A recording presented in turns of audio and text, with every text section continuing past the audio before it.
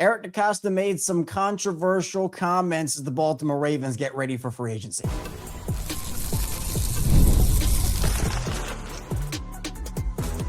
You are Locked On Ravens, your daily Baltimore Ravens podcast.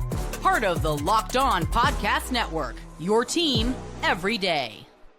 You are Locked On Ravens. Welcome into the show. I'm your host, Kevin Oestreicher of Ravens Wire, here with you on the Locked On Podcast Network, your team every day. And now the number one sports podcast network. Appreciate everybody for being here on this Monday, making Locked On Ravens a part of your day. We have 5 days a week plus more daily Ravens coverage for you. And we're now twice per day, of course, Mondays through Fridays, 6 a.m. Eastern Time, regular show. But now we have Locked On Ravens PM Monday through Friday at 6 p.m. Eastern Time. So be sure you check out all we have for you on the channel and the show. Thank you to all the everydayers, the first-time listeners. If you're somewhere in the middle, thank you as well. And on today's show, Eric DeCosta made some controversial comments. We'll talk about that in the first part of the show, what it could mean for Baltimore's free agency and draft plans. In the second part of the show, we'll talk about Declan Doyle earning some respect from a former Baltimore Ravens defensive lineman. Then finally, we're getting to some general Ravens draft talk as we're going to start to kick that off here on the show. Today's episode of Locked On Ravens is brought to you by FanDuel. Use your profit boost on an NBA future and get entered for your chance to win a trip to the NBA Finals. Play your game with FanDuel, the official sports betting partner of the NBA. All right, Eric DeCosta, he went on the Inner Circle podcast with Aaron Donald, and he talked about a lot of different things. We actually talked about on Friday his comments about Emory Jones and the offensive line and kind of where he stood roster-wise. But there were other comments we just didn't have time to get to on Friday that I wanted to bring up here today. And it was more so about strategy. And a lot of people, this quote surfaced on social media. A lot of people, I guess, grew concerned about it based off of what Eric DeCosta and his plan could be based off of this comment heading into free agency. In just a couple of weeks, again, this thing is creeping up really, really fast. So the Ravens are hopefully going to be, I don't know, I don't think they're going to be big spenders in free agency, but hopefully they do make some more significant moves than we have seen. But Eric DeCosta, when talking, he was asked a couple of different things, and he mentioned the fact, he said, quote, "I don't get as involved in free agency, so I'm not going to spend as much time. We don't spend a lot of money in free agency. We've never been a free agency team. We're a draft and develop team. A lot of our resources are going to be acquiring as many draft picks as possible, then using those on players, trying to hit on as many picks as we can, trying to hit on 60% of our draft picks every single year, and trying to retain as many of those guys as we can for a second contract." And so, again, everyone on social media was saying, oh, no, they're going to take 11 guys in the draft again, and they're not going to sign anybody, maybe one or two medium-ish moves. And again, yes, historically, that has been the Ravens' thing, is they've been, all right, we're going to take all these guys, we're going to develop them, we're going to try to bring all these guys back if possible.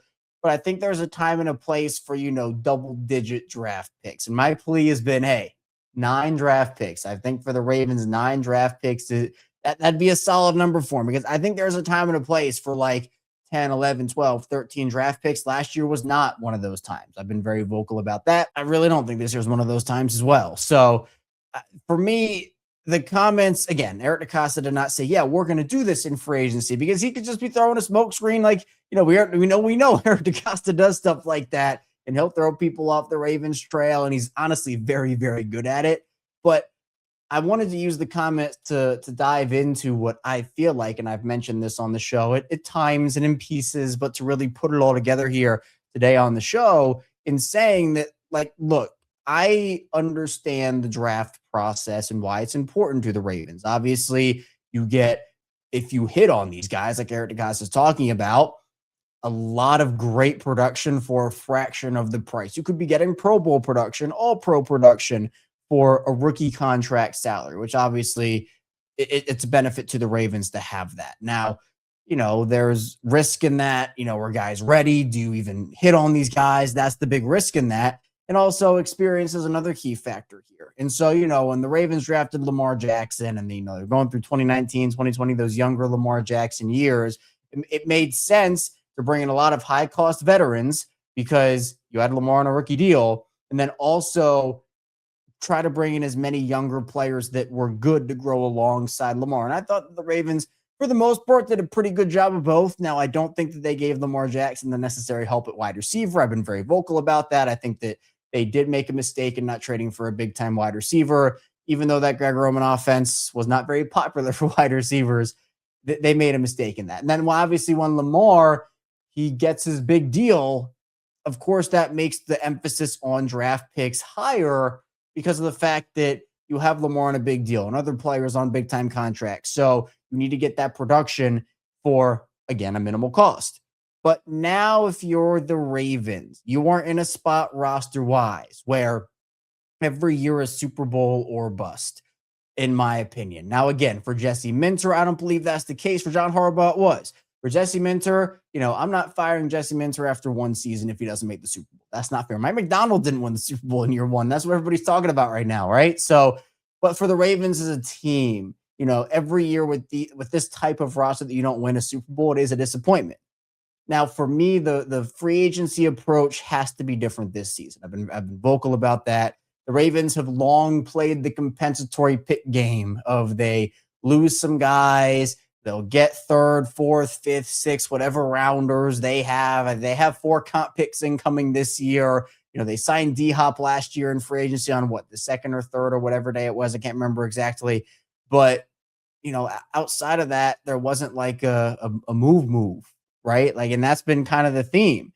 Where when the Ravens signed Marcus Williams and Morgan Moses and Zadarius Smith until that wasn't a thing, that was considered crazy for the Ravens. They've made a couple of other moves. I mean, again, Derrick Henry was one of those moves where they, I guess, quote unquote, sacrifice a comp pick to bring a guy in the building.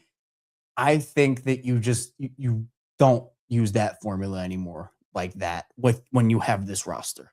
And I understand it because, again, hitting on draft picks is important. Getting those guys, those young players in the building is important, especially when you get good production out of them. But at this point, I don't want to, let's take the offensive line, for example. I don't want to trust this offensive line, especially if Tyler Linderbaum leaves, to 3 rookies. And you're not going to spend on a top center or a top guard because, we have to keep this 3rd or 4th round comp pick.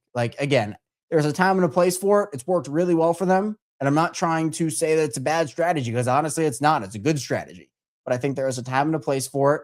And I think probably last year was the time and the place to let it go. But this year, to me, absolutely is the time and the place to let it go. And if we're being honest, again, the Ravens have 11 draft picks this year. That's a lot of picks. I don't think 11 picks are going to make this roster. I think, again, you have to make your assets work for you. And again, I think Eric DeCosta, the best of both worlds here draft-wise, is that he can move up using some of these later picks for a couple of guys. And I honestly think that he will do that this season. I think that there'll be an opportunity. I'm not sure if it's going to be a first round opportunity at 14. I don't know if they're, if Ruben Bain falls or something, but I just think the approach has to be different this year. Historically, yes, Eric DeCosta is 100% correct. And I think there's a time and a place. And I'm not saying the Ravens should completely abandon the draft and have 5 draft picks and call it a day and trade every other pick for, vet players and whatnot. I'm not sure that's the answer, but drafting and developing is extremely important. It's an art that some teams just don't do. They don't have that skill set, and the Ravens do, and that's a very important skill set to have. But I do think that, if it's about just acquiring a ton of draft picks and then, you get 11, 12, 13 picks every single season or whatever it is, that's just wasting assets in my opinion. And that's something I don't really like. I don't like that. I think you want to always have your assets work for you. And I think last year the Ravens didn't do a good job of that. So them not being a free agency team, I think that has to shift a little bit this year. And does that mean go hand out $200 million in free agency? Well, no, because you can't do that because of your cap situation. But you don't have to go on this big spending spree. But I think a couple of bigger contracts, maybe compared to what you're used to. Again, have the offseason from the Marcus Williams and Morgan Moses and Zadarius Smith until that wasn't a thing year. Have that happen. If that was the offseason, again, not safety and all that, but if you sign a big time offensive lineman and then you go out there, you get a really nice edge rusher and some other position, I don't know, maybe it's 2 offensive linemen, I don't know. But if you get 2 to 3 solid guys on solid contracts in the first day or 2 or 3 of free agency, and then you have the draft, I think that's great. But again, if it's just going to be one move, the D-Hop contract, 1 year, $5 million, a veteran along those lines, that to me, I don't think is going to cut it for free agency this year for the Ravens, unless there is a trade in play. So a lot of different conversations. Again, not a lot of people liked those comments from Eric DeCosta. I didn't mind them personally because I know that he was describing who they have been. He didn't say anything explicitly about this is how it's going to go this offseason. So I'm not like in panic mode or anything. But I do think the approach has to change this season, especially because now John Harbaugh is out. And I think the attention has shifted to Eric DeCosta about, all right, how is he going to respond? And I'm really curious. I think EDC is a good GM. I know some people don't. I do. But again, there has to be a shift here. And I'm hoping that it comes this offseason, and particularly in a couple weeks when free agency hits. Coming up in the second part of the show, we will dive into Declan Doyle earning some respect for his comments about the Ravens and OTA. So be sure to stay tuned. Plenty coming up on the show.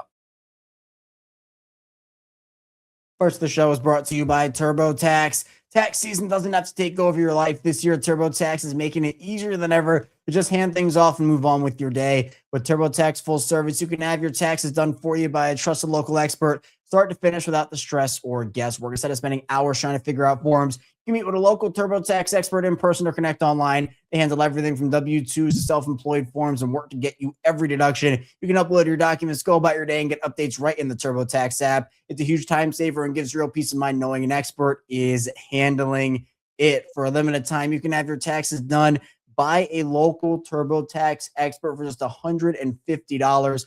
All in if a TurboTax expert didn't file for you last year. Just file by February 28th. Take taxes off your plate and get back to your life. Visit TurboTax.com/local to book your appointment today. Moving along, Locked On Ravens. Kevin Oestreicher still here with you on this Monday edition of the show. Thanks again for being here, making Locked On Ravens a part of your day and your first listen each and every single day. We have 5 days a week plus more of Daily Ravens coverage, again, twice per day. In the morning, 6 a.m. Eastern time, Monday through Friday, and in the evening at 6 p.m. Eastern time for Locked On Ravens PM. And that's on top of everything else we have for you.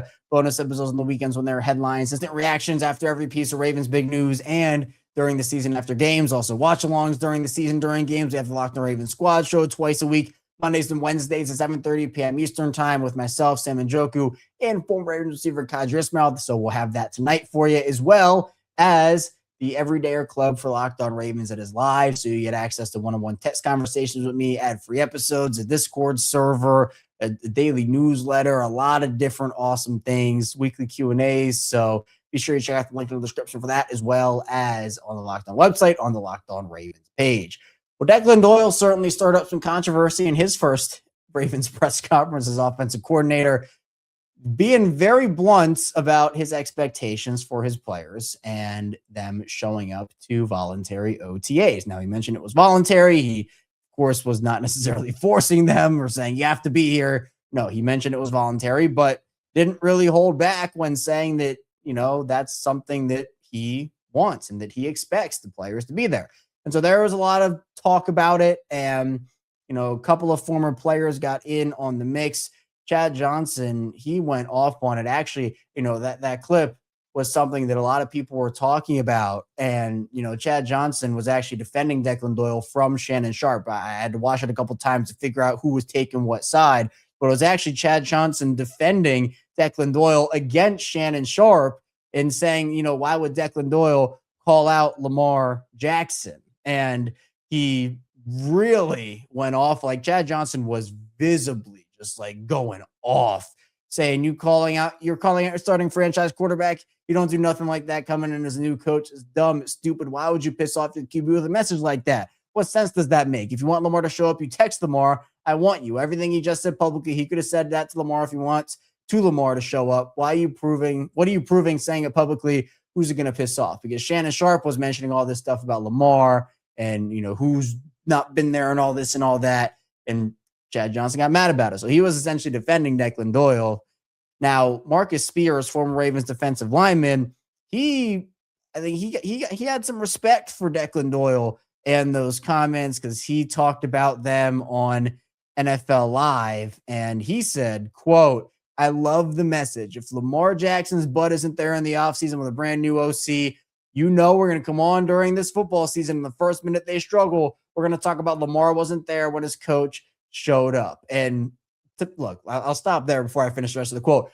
That would not be a fair thing to say just to blame everything on Lamar Jackson. Because, of course, when everyone talks about, Lamar, it always has to be his fault. Yeah, I want Lamar to be there. I'm not going to bash him if he's not, because it is voluntary. And this honestly has turned into a way bigger storyline than it should be, if we're being honest. But that's what's being talked about right now, so we're talking about it. If Lamar doesn't show up to OTAs, yeah, it'd be disappointing, just like any other player. Declan Doyle was not singling out any one player in those comments. He was talking about the team. And I think that's why Chad Johnson got so upset.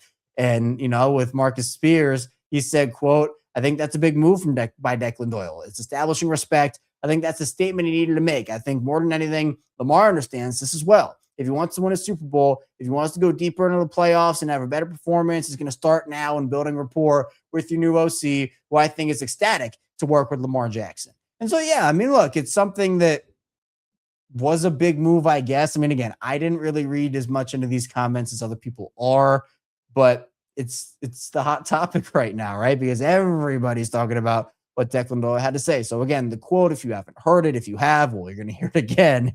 He said, quote, "We would expect the players to be here, and certainly it is voluntary. But if you want to say that you're going to win a championship, and if you want to say that you have championship standards, and those are your goals and your expectations, certainly that's going to take work. It's going to take collaboration, and that's going to take the beginning of building the relationship with their coaches and other players, starting off this next regime on the right foot." And so that would be those guys getting in here, us being able to work with them hands-on to be able to kind of get this thing going in the direction that we want to. It's about making improvements so that we set ourselves up where when we come back in for training camp, we hit the ground running and we already have kind of a shared knowledge and shared language, are able to go right to work.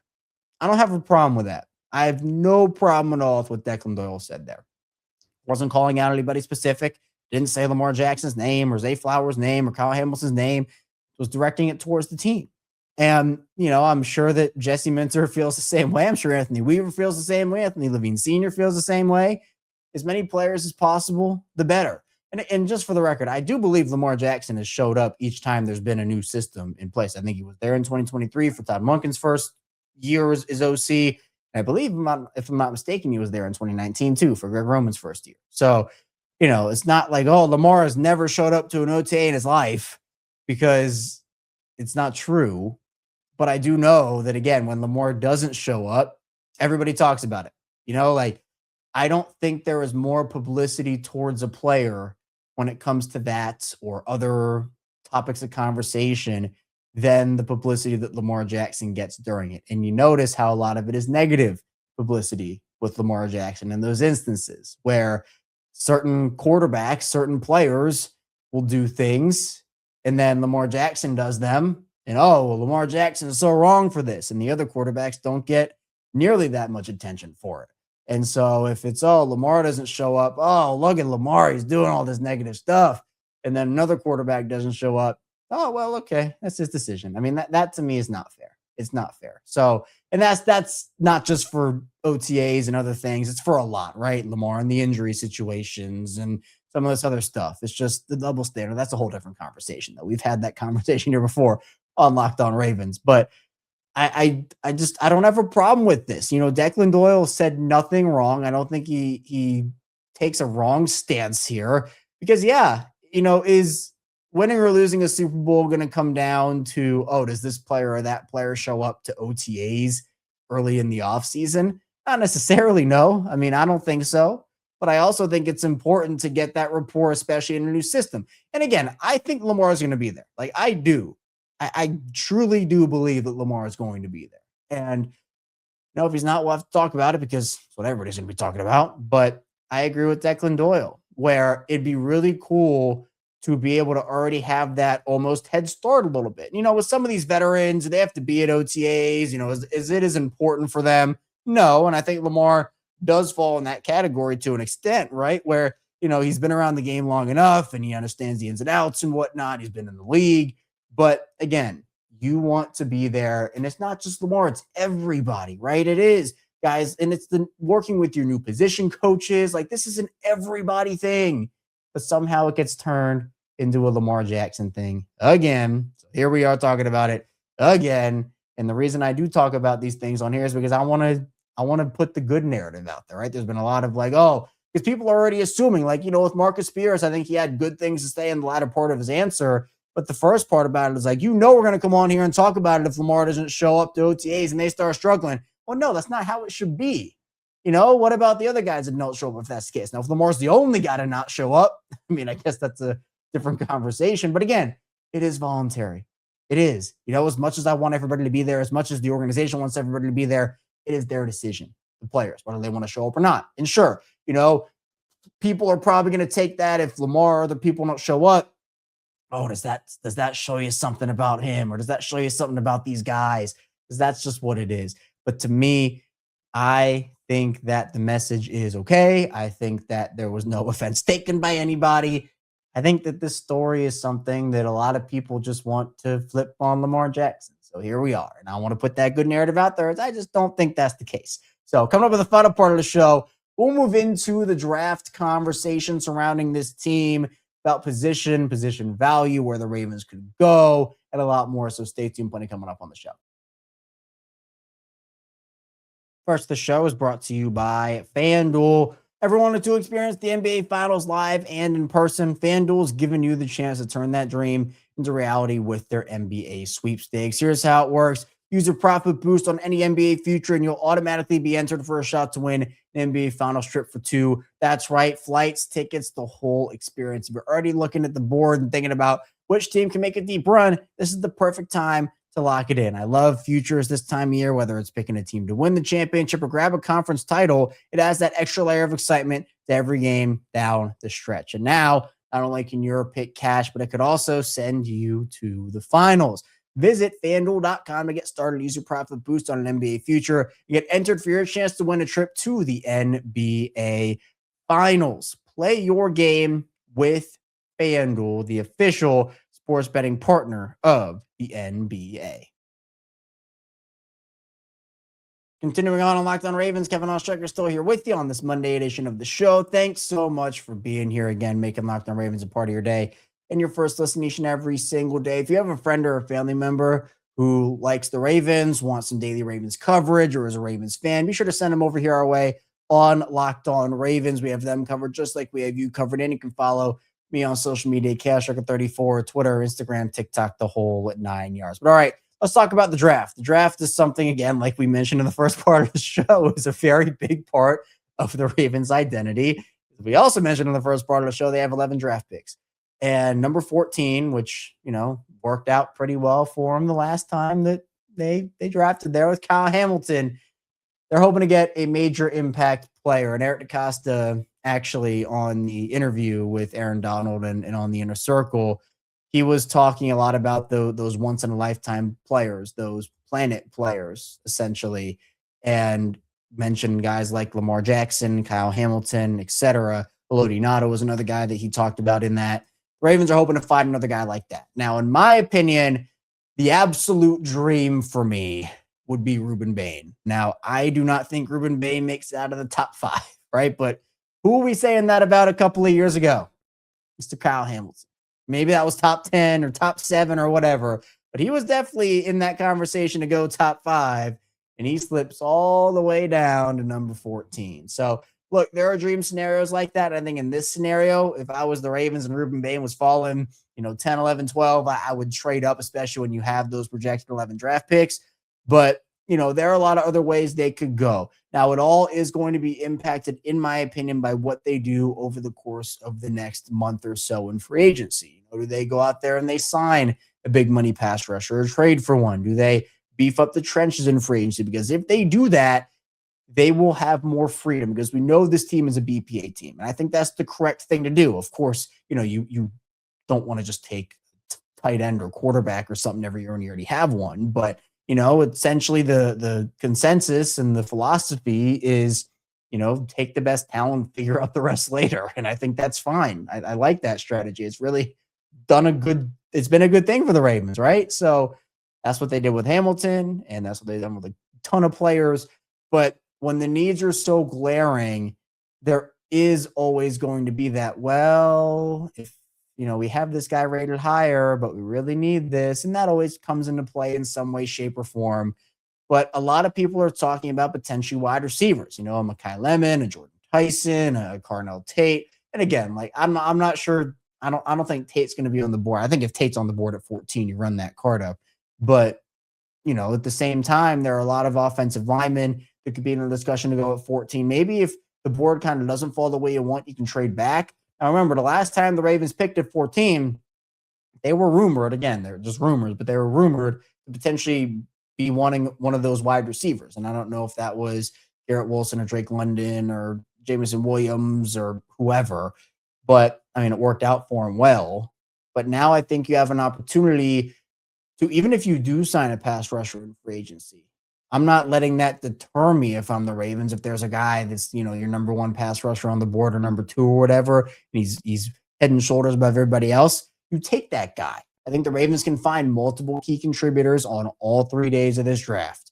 But the thing is going to be, can they do the work to get there? Now, the majority of the history of the Ravens draft says yes. Eric DeCosta's had really good drafts. He's also had really bad drafts.